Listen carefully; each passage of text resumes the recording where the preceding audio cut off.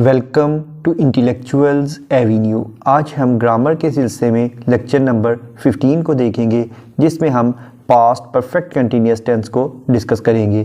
Past perfect continuous को past perfect progressive tense भी कहा जा सकता है। इसका मतलब है फ़ेल माजी मुकम्मल जारी।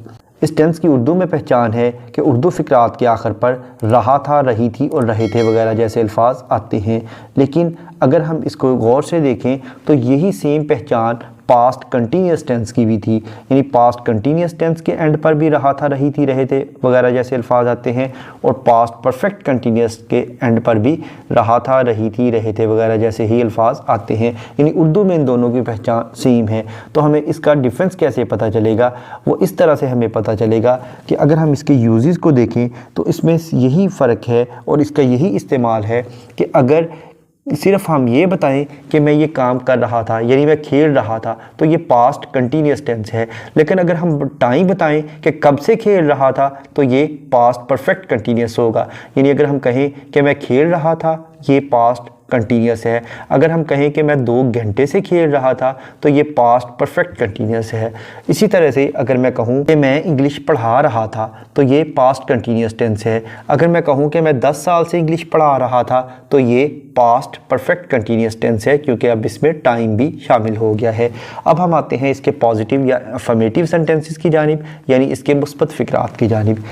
तो इसका उर्दू से इंग्लिश ट्रांसलेशन करने का फार्मूला है कि सबसे पहले सब्जेक्ट को ट्रांसलेट किया जाता है, यानी फ़ाइल को, यानी काम करने वाले को। उसके बाद हैड बीन इस्तेमाल होता है। उसके बाद present participle form of verb, यानी आईएनजी वाली फॉर्म। उसके बाद ऑब्जेक्ट। उसके बाद सिंस और फॉर हम यूज़ करते हैं। सिंस और फॉर के बाद हम बाकायदा जो टाइम मेंशन किया गया है उसका जिक्र करते हैं। सिंस और फॉर का यूज़ हम already present perfect continuous tense को डिस्कस करते हुए बता चुके हैं। उस टेंस पर कंसिस्टेंट लेक्चर का लिंक डिस्क्रिप्शन बॉक्स में मौजूद है। अब हम आते हैं इसकी एग्जांपल्स की जानिब। जैसा कि हम 40 मिनट से क्लास अटेंड कर रहे थे, यानी अगर ये होता कि हम क्लास अटेंड कर रहे थे तो ये पास्ट कंटिन्यूअस टेंस था। अब है कि हम 40 मिनट से क्लास अटेंड कर रहे थे, तो ये पास्ट परफेक्ट कंटिन्यूअस है, यानी we had been attending the class for 40 minutes.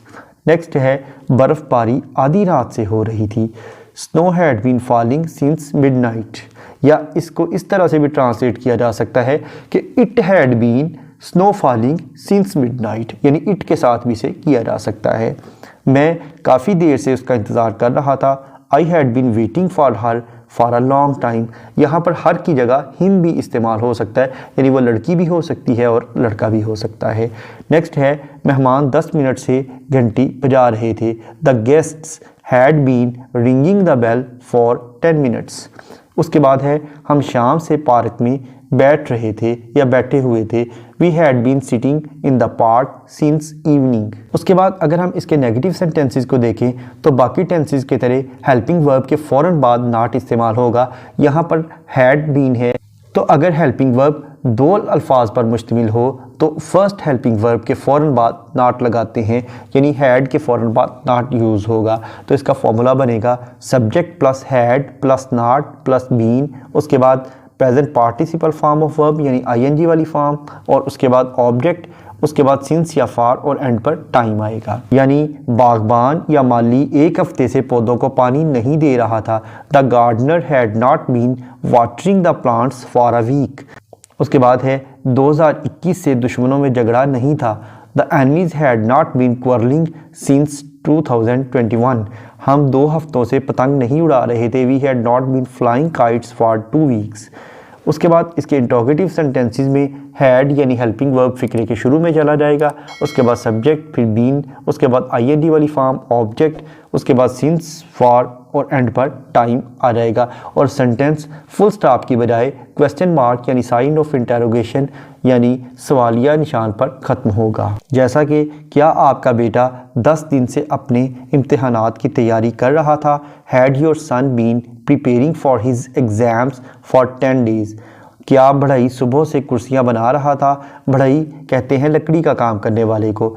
Had the carpenter been making the chairs since morning. क्या पेंटर 1 घंटे से दीवार पेंट कर रहा था।